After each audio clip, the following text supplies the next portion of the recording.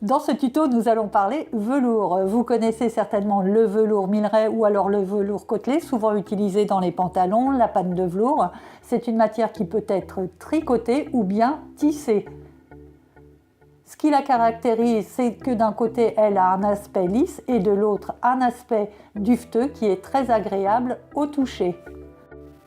Vous pouvez trouver différents types de velours, car il peut être réalisé à partir de différentes fibres comme la soie, le coton, le lin, la laine, la rayonne, le polyester, le nylon ou bien l'acétate.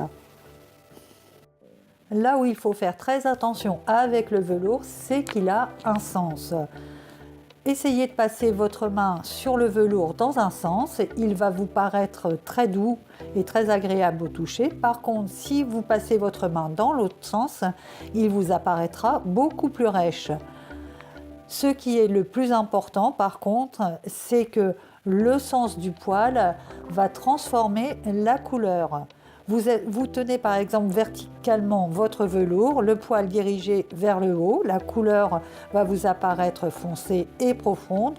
Tenez le poil vers le bas, la teinte paraîtra beaucoup plus claire.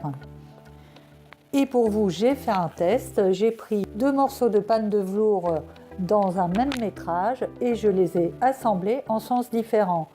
Et là, vous pouvez constater qu'il y a vraiment une très grosse nuance de couleur. Donc, imaginez si vous déposez vos patrons tête bêche sur le tissu. Vous allez avoir un vêtement bigarré. Donc, mon conseil, surtout lorsque vous employez du velours ou de la pâte de velours, posez toujours vos patrons dans le même sens pour obtenir un vêtement uniforme. Et maintenant, c'est à vous de jouer.